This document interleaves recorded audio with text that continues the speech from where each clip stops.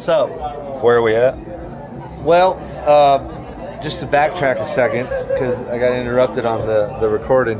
But what does it mean to have Dwayne Allman and Earl Scruggs on your arm? What does that mean to you as a performer? I don't know that it means anything to me as a performer. But that means something to you as someone who appreciates both those genres, but they also incorporate a lot of the things in the band. Well, it's all the same. There's no, in my opinion, there's no difference between bluegrass and rock and roll and fucking hip hop or anything. It's all the same, and it all boils down to one thing, which I'll to generically call it soul. But it either makes you feel it or you don't. You know, I don't really like rap that much, but when I hear Biggie Smalls rap, it's like, man, that guy's fucking got it. What is it? I don't know. You know what I mean? But that's what it is. When he lays it down, it's like, fuck. So you guys are a sponge. You're a sponge. Everyone's a sponge. Yeah. Yeah. What do you see right now? Because you're at a point right now where you're still rocking away. Any show that will have you in here, what keeps that dream alive?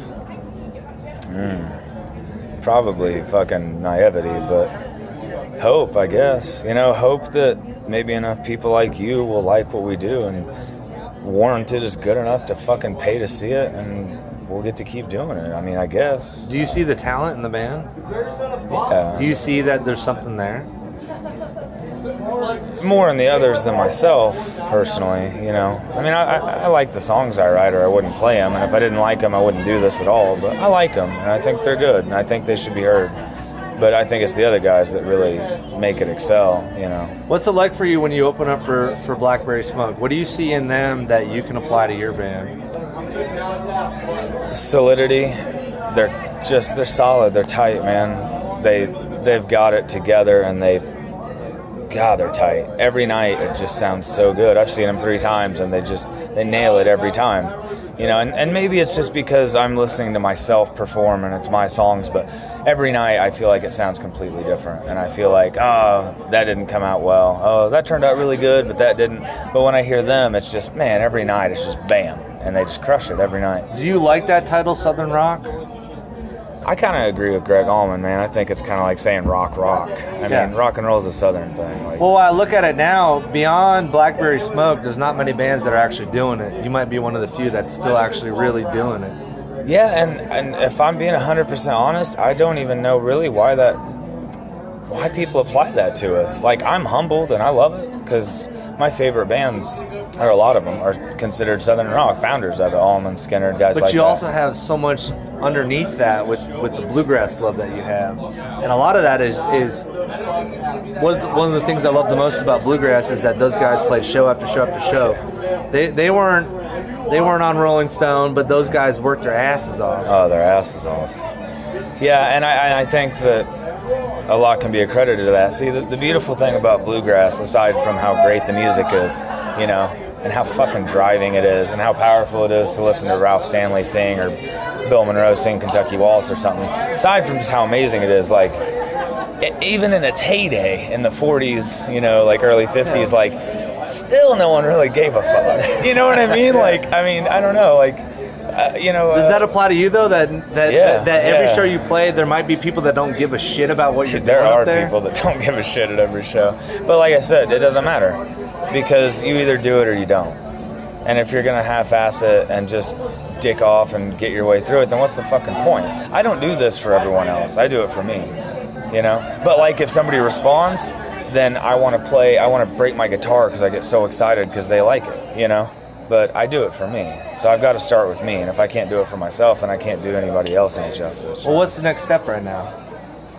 Release this album.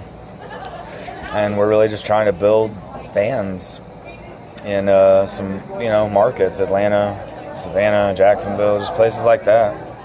Do you see, like, it paying off right now? I don't know. Everyone I talk to says there couldn't be a worse time to try to be in the music industry. So I don't know what that means, but I doubt there was ever a good time. That means you can make a space for yourself. Hopefully. And I mean, it's one of those things where if I wanted to make a lot of money, I would have gone to, I don't know. Yeah, of I would have course. become If I want to make a lot of money, I would have went into journalism. Exactly, yeah. So I mean, obviously we don't do it for money, but at the same time, like, I do have kids, man. Like, I got to make some money, and so do the rest of the guys. So, like I said, it makes me laugh because I think musicians get taken for granted. I think music gets taken for granted.